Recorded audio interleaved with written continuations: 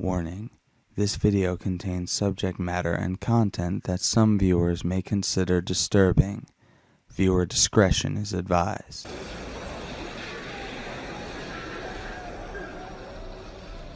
It was about a year ago now that my family and I took a vacation up north to the Catskill Mountains. At least, that's where we were headed. We packed up the old station wagon and left our home in Philadelphia. My dad had planned the trip because he wanted us to get away from the city and experience nature. It wasn't a pleasant ride, and being cooped up in the back seat with my brother made it even worse. We found an amazing amount of subjects about which to argue in the few hours we had been on the road. Dad threatened to pull the car over or turn around and drive home several times.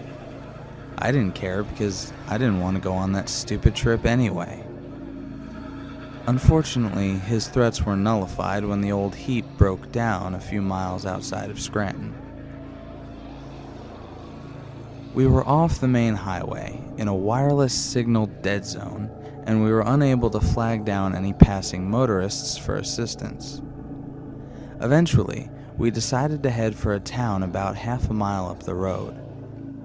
My brother and I protested having to walk, but quickly agreed after considering that the alternative was just staying in the car while our parents went. It was a small town, full of two-story houses with white picket fences. I remember seeing a lot of vintage cars in the driveways as we walked. A man waved at us as he walked past and said, "Howdy, strangers," in a vaguely southern accent. Looking back, everyone in that town had a bit of a southern draw despite it being located in northern Pennsylvania. Eventually, we came across a diner near a gas station. The sun was setting, so we decided to stop to eat before asking for help with the car. The restaurant was cool in a retro sort of way. The waitresses wore paper hats and poodle skirts that looked like they came straight out of the 1950s. They also had a jukebox playing old music. I remember hearing the songs Mr. Sandman by the Chordettes and All I Have to Do Is Dream by the Everly Brothers. Even the menu consisted of food that would have been popular around that time period. The whole experience felt like time traveling in a sci-fi movie. After dinner, we went to the gas station to ask about getting the car towed. They said the truck was out on another job, but would be back by morning. In the meantime, we had to find a place to spend the night. Thankfully, there was a bed and breakfast in town which seemed rather cheery. Like the restaurant, it also seemed to be straight out of the 1950s. It was run by a married couple that appeared to be constantly smiling.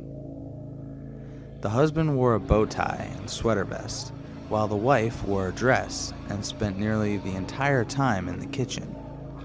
There was even a baked cherry pie sitting in the window.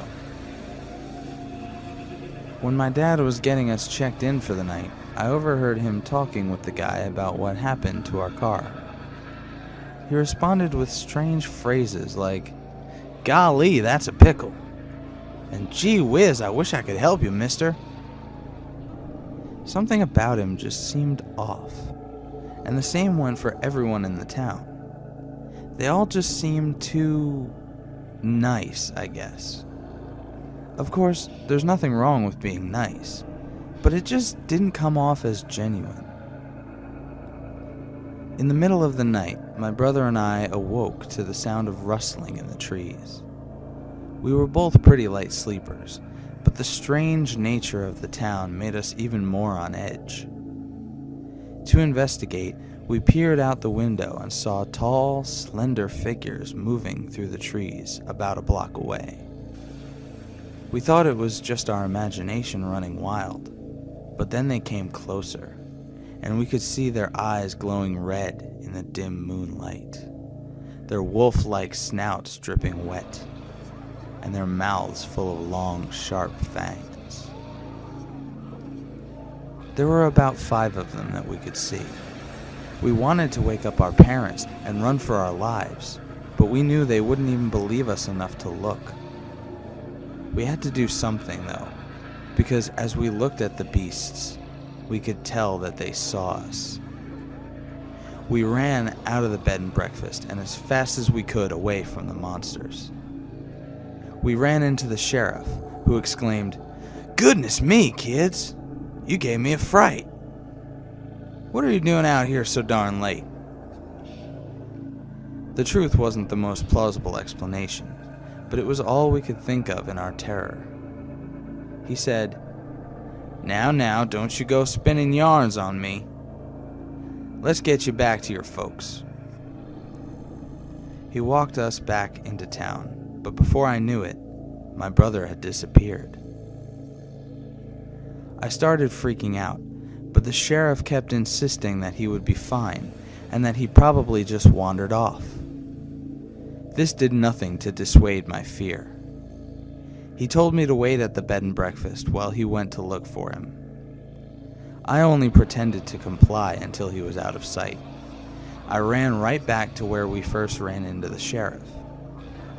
Wandering around, I called out his name, but there was no response. After several minutes, I turned around to go back, and the sheriff was standing there with an angry look on his face. I began to back away, and he said, "I told you to stay put. You should have listened." His head began tilting left and right, his neck making a terrible cracking sound each time.